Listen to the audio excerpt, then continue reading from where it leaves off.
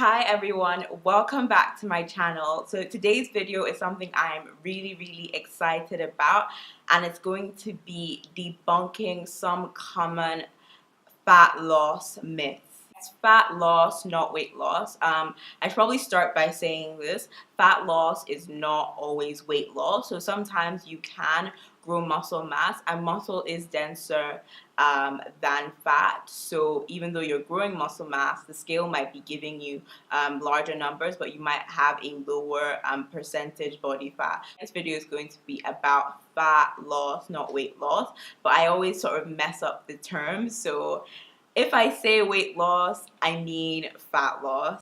The first myth is that if you do enough sit-ups, enough crunches, you will get abs. There's some things to unpack here. Basically, your abdominal muscles are obviously, the muscles in your core and your stomach area. Now, like other forms of muscles, even though you build those muscles up, before you can see the muscles you've built up, you need to lose the fat in that area. What people tend to do is that they tend to do sit-ups thinking that it will give them abs and they'll be able to see these abs, but it's not going to happen unless you lose the fat in that area. You can definitely do ab exercises. I recently just posted one on my Instagram, so you can go and check that out to strengthen your core and strengthen your ab muscles, but they will not be visible unless you remove that layer of fat. What crunches sit-ups do is to build those muscles, and yeah, you're putting a bit of movement there. So if you decide to go on some crazy 500 sit-ups a day challenge, then you might notice a little bit of fat loss because you are moving your body, which can cause you to be in a calorie deficit. And I'll explain what that is in a moment. But the truth about the matter is that if you do want to lose that fat, there are better ways to do it. For example, engaging larger muscle groups, because if you're only crunching, you're engaging your abs. Your abs are a small muscle group, and actually the larger the muscle group, the more energy your body needs to exert or use those muscles, hence the more calories you burn. So something I should probably have explained at the beginning of this video is what makes you lose weight. So basically, you have your energy intake and your energy output, and can sometimes be referred to as calories in, calories out. Now, for you to lose body fat, you need to be in a calorie deficit, and what that means is that the calories you are consuming are less than the calories your body is using up, and what happens is that your body metabolizes, i.e. uses that fat for energy, for muscle, just to supplement. And so what happens is that in that case, you will be losing fat overall. Another thing that is important to say about abs, that some people actually do know already that you need to lose the fat in that area. However, the misconception is that doing those crunches or those sit-ups is going to help you lose fat. Now, the whole scientific community agrees that you cannot spot reduce fat. It is impossible. You can't decide, I want to lose weight or fat on my midsection, and so I'm going to do these exercises that'll help me lose fat on my midsection. It will not happen. Your body is like an engine, so you will lose fat from all over. You will lose fat from all over, not from one specific location. And in the video that I'm going to do on how to build muscle, actually we'll talk a bit about the balance between these two to attain the physique that you would like. Another common fat loss myth is that you need to completely stay away from certain foods or certain food groups in order to lose fat. That is completely wrong. You do not need to stay away from food groups.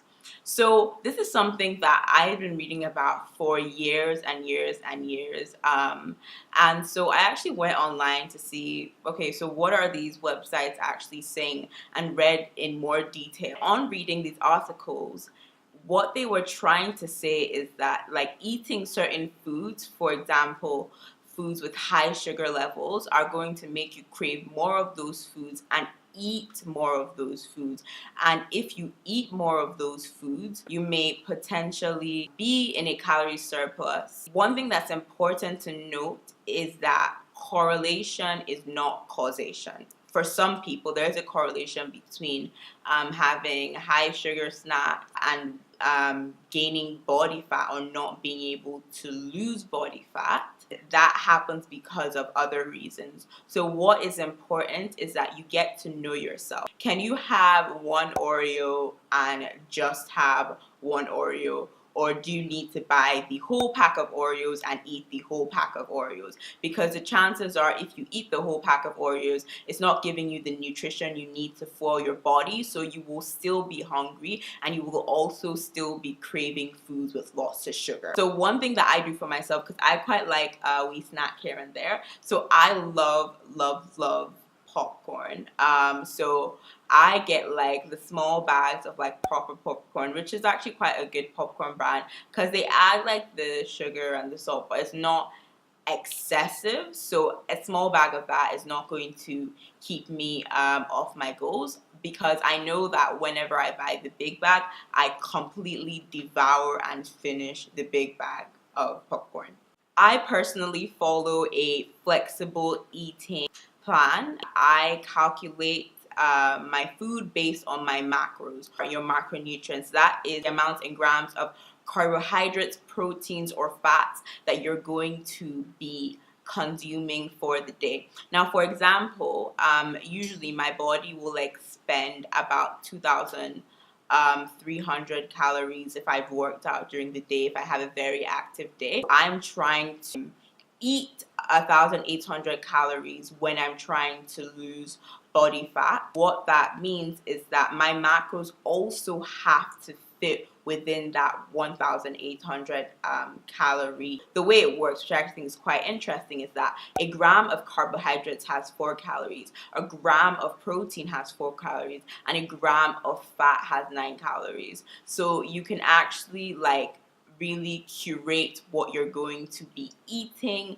and for it to fit your macros and also your calorie deficit or calorie surplus or calorie maintenance, depending on what your goals are at that point in time. I also follow an 80-20 rule. I mean, sometimes say 30-70 rule, but generally I try to eat 80% wholesome nutritious food and 20% not necessarily wholesome or nutritious food, and that helps me incorporate things into my diet that I want to eat without not going overboard and not thinking about my health. In addition to my weight loss goals or my weight gain goals, whatever stage I'm at, I also have health goals. I want my body to be healthy. And when you want your body to be healthy, you have to make sure that you are putting things in your body that's going to give your body longevity and energy to help you be happy and, you know, just live a good life. You know what I'm saying? There were loads of myths that I wanted to debunk today, because honestly, when I was growing up, I heard loads of them. But the one by far that I heard the most out of anything was don't eat after 6 p.m., don't eat after 7 p.m.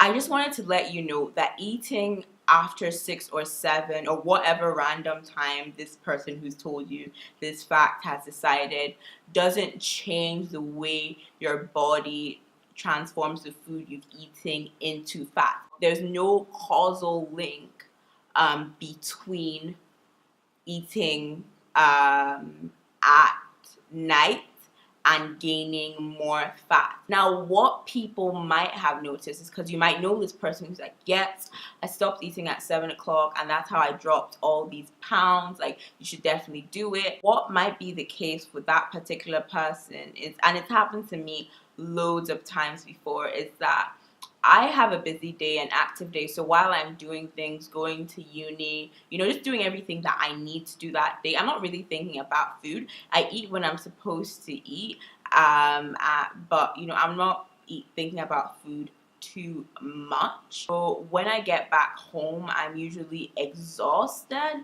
Also, sometimes I really struggle to cook dinner because I was really tired, but I found ways to help myself with that issue, which I'll probably share with you later on.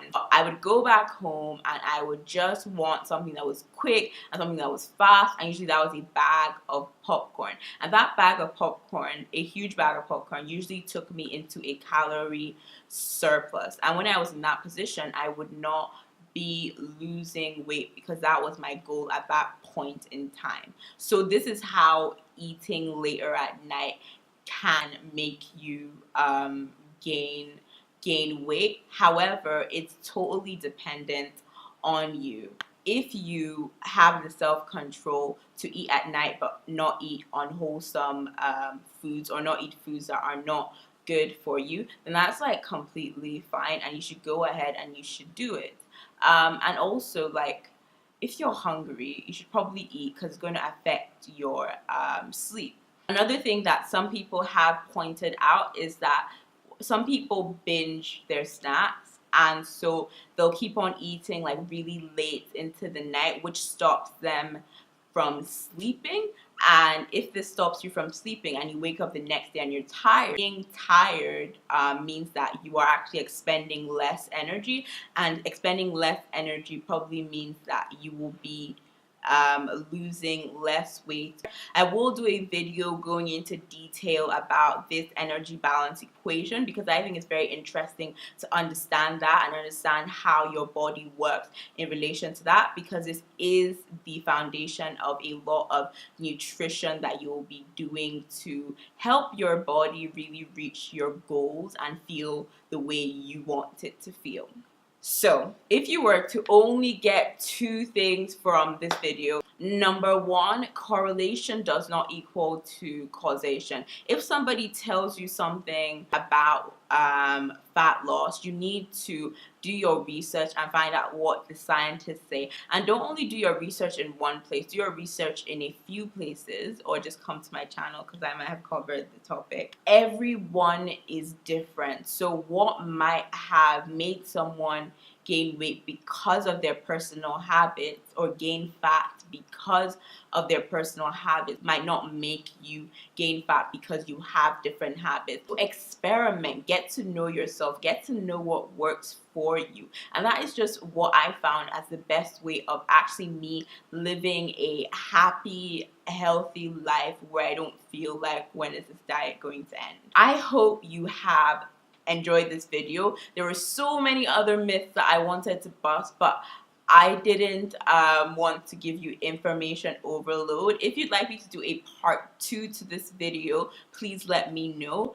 Do not forget to subscribe. Hopefully we'll see you later.